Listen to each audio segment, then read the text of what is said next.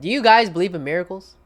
Let's say you saw a pedestrian just trying to cross the street and just gets hit with an absolute truck, 50 miles per hour, boom, head-on collision, but just comes out of it completely unscathed.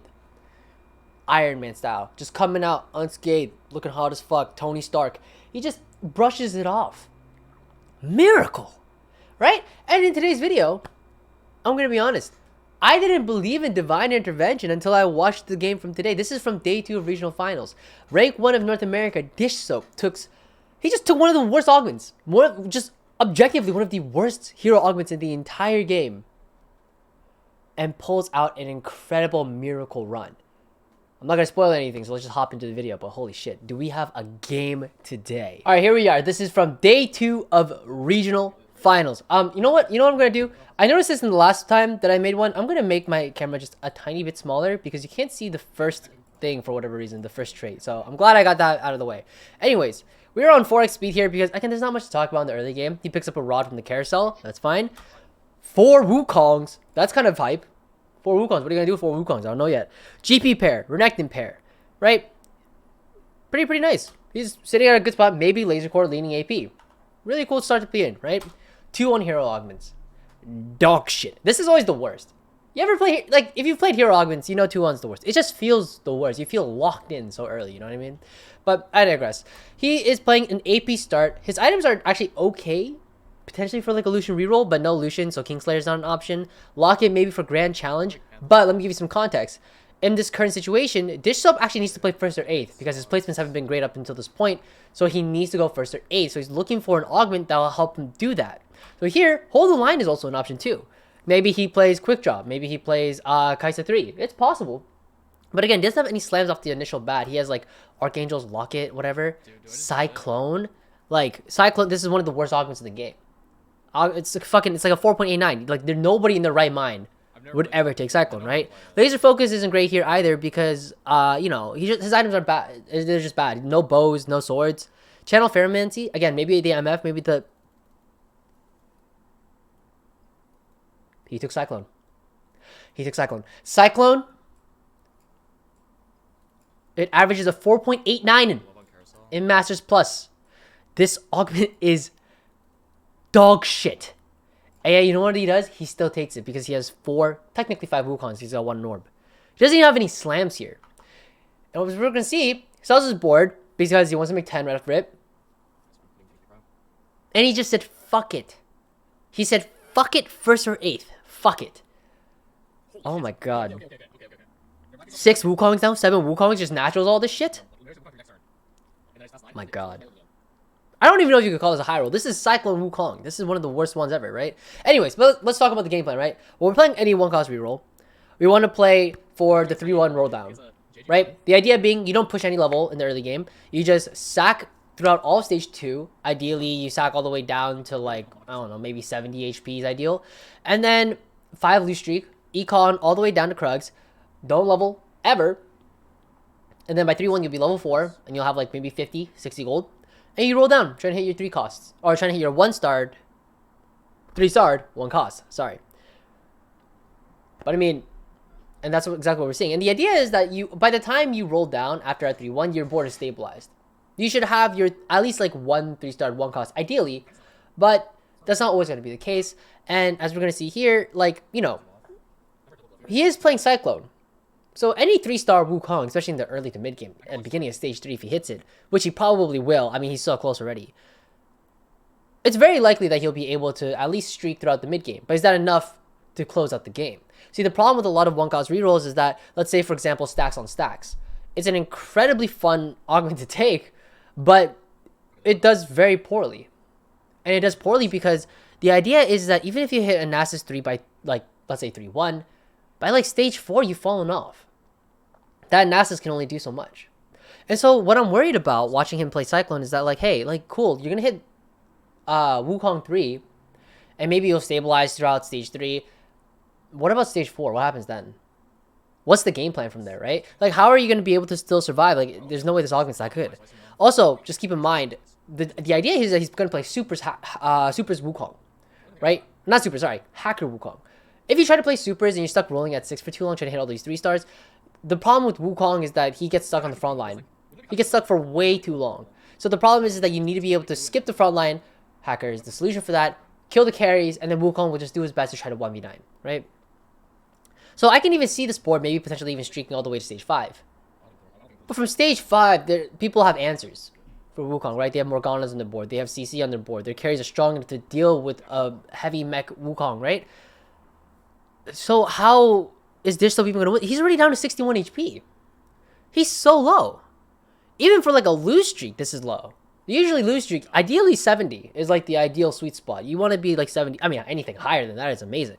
But 70 is sort of like, okay, mid 60s is like, okay, you really lost a lot, but you really got to start, you got to stabilize at this point, right?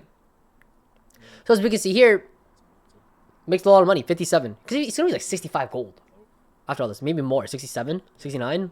Ooh, funny number. Anyways, as we see here, we're going to play this at regular speed so we can watch the roll down in real time. But he's going to roll down now, looking for the hacker units, looking for the mech units, looking for Dravens, Jaxes, Pikes, LeBlancs, Shens, right?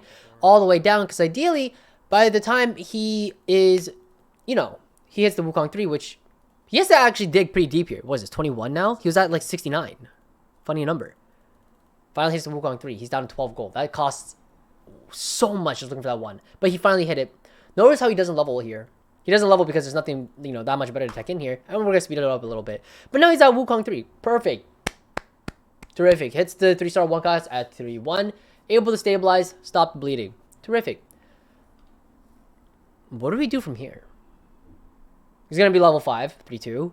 What type of augment will he going to take? Well, let's look at the augments real quick. What's it going to take, right? Looking at the augments here. Bandit thieves. Item grab bag. I mean, it's always thrill. It's always thrill. There's nothing that you want here. It's always thrill.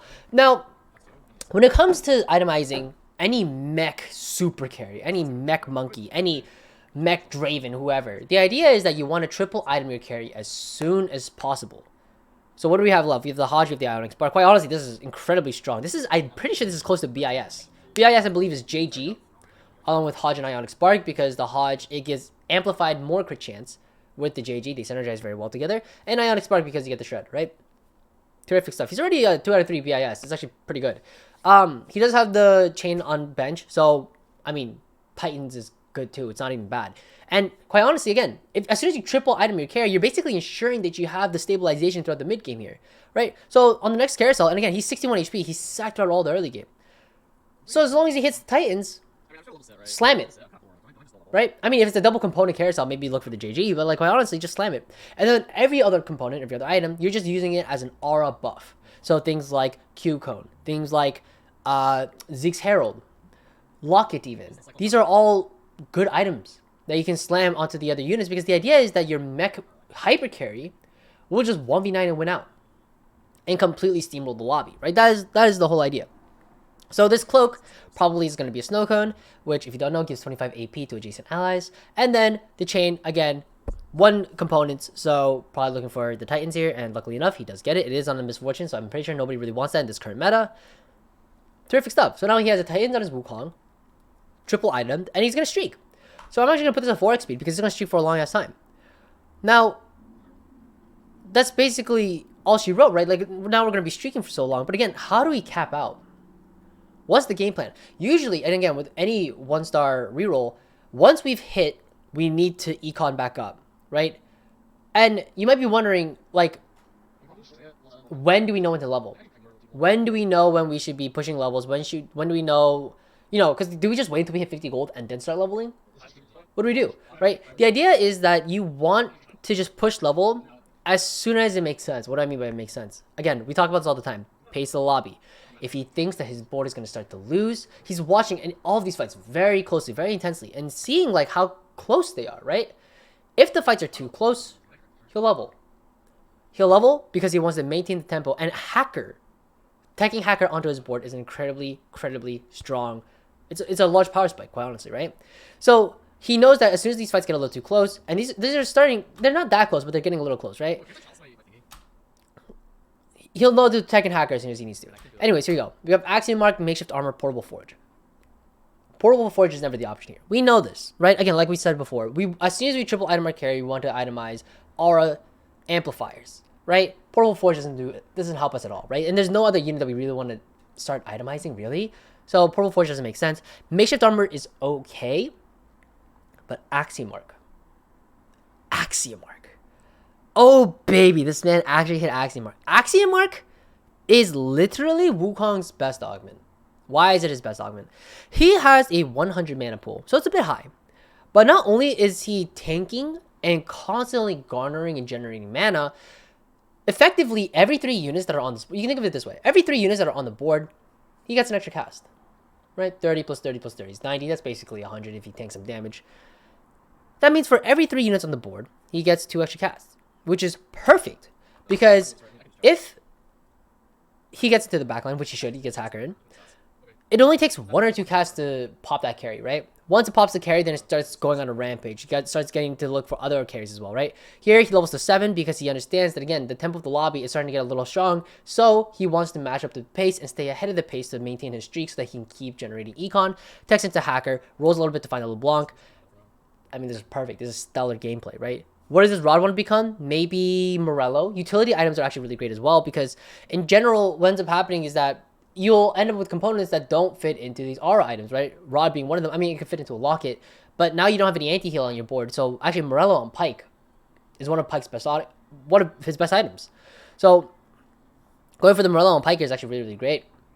Definitely not bad at all. Definitely a great option. And again, he's just, can we just take a moment? He's making it work. He's making this dog augment work. And again, I said I wouldn't be that surprised if he's streaking throughout stage 4 because again, right now, in case you didn't watch the Hacker Camille video that I posted like a couple weeks ago, but you should watch it, Hacker is sort of making itself known again. Not as oppressive as it used to be, but it's a really, really great answer to the current front to back meta that we have.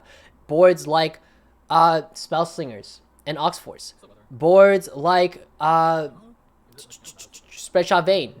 I mean, that's not an S tier board, but you know what I mean. Multi-shot Kaisa. You have boards like even Gadget Team Gnar technically because your Hacker just gets to go into the backline and just kill off the Sona, right? Any hard rerolls, Lulu rerolls. Hacker is great.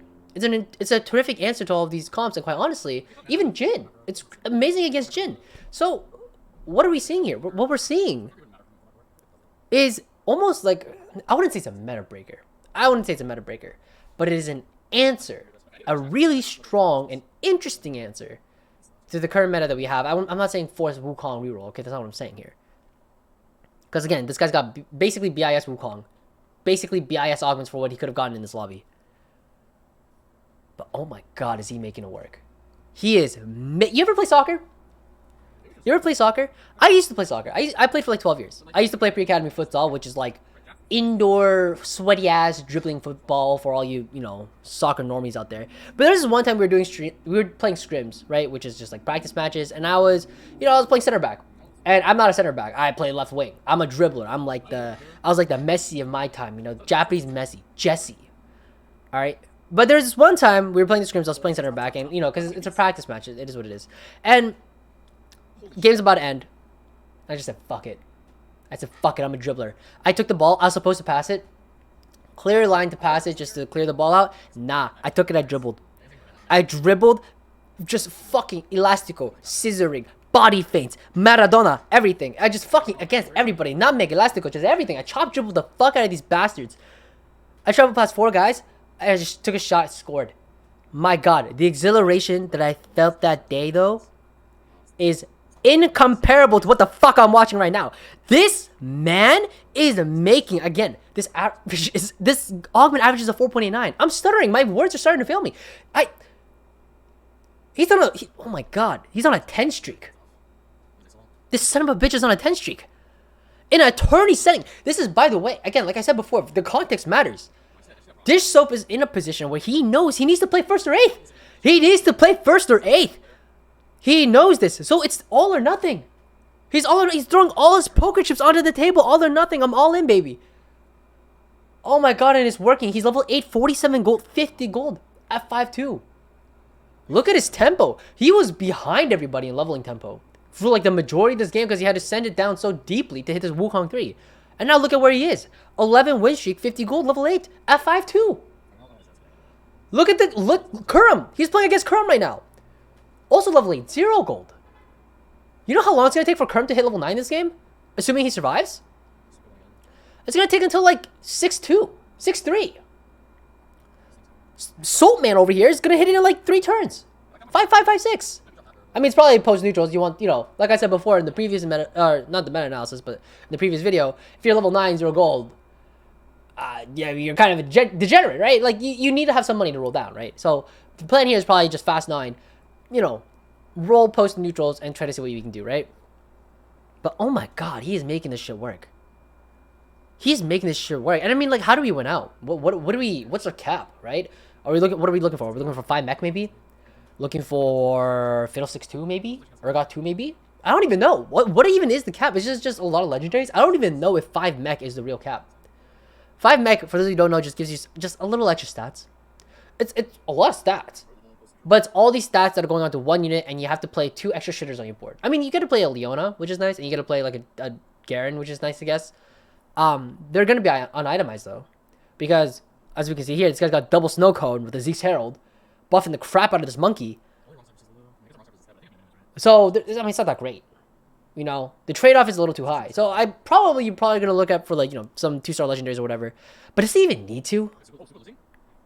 Oh my god, does he even need to? Right? Because he's still streaking. He has more HP than everybody else in this lobby. He's still streaking.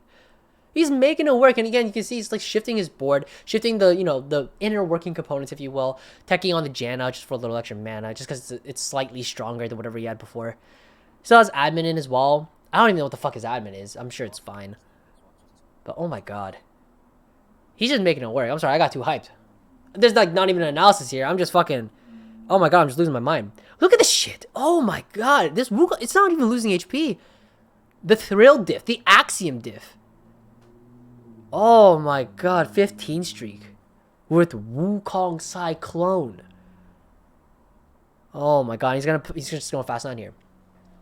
Who has an answer to this thing, right? Who has the Giant Slayer? Who has the Leonas ready?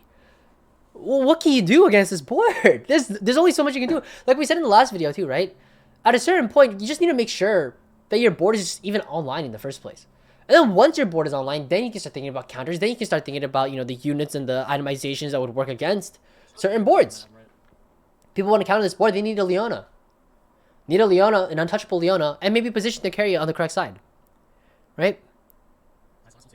But oh my god, look at it, look at this. This guy has no answer. Setsuko? Sexo? No answer. Oh. His answer is actually CC. Surprisingly enough. And Dishsoap finally starts losing. Here, oh man. Garchompro's 3 HP, Setsuko's 8 HP, Chrome 14, Bosso skills 22. Okay, is mana admin really that much better? Oh, he has mana admin. There we go. I just need to position my shitter units better. Is this even... Oh man. How do you win out from the spot? Maybe it's not 5 mech. Maybe it's just 2-star legendaries. I don't know. What? This is crazy. How do we stop losing, right? What do we even do from the spot? This is unreal. I'm lost for words. I don't even know how to fucking... I don't even know if 5 mech is better than 2-star legendaries. Right? 3-star Nico. Garchompro is a 3-star Nico. This guy's Nico 3. Oh. Again, Dishsoap has to go 1st or 8th. And we got a Lulu reroll player. Capped out Lulu reroll. This is the Nico 3 player. This is a ghost, by the way. This is a ghost. So we all know ghosts are not nearly as strong as the real thing, right? Okay, maybe it is. So maybe we do win here. Look at it. Dude, this Nico isn't doing jack shit. It's not doing jack shit. It doesn't have the itemization. It has a guard breaker, right? Archangels, maybe. Can't do a damn thing. There we go. Top 4 already. Top 4. Garchompro still in it. Means Nico 3 still in the pool. D-Pay still in. Bosso skills still in. Bosso skills on a win streak. How do you even win out from this spot? D-Pay. Look at this guy. Positions perfectly against the hacker, actually. This is really great. His MF is on the top left right here. Right? Terrific positioning. Terrific positioning, but he doesn't have an answer. It's just not enough. There's just no GS. GS on the carousel. Right?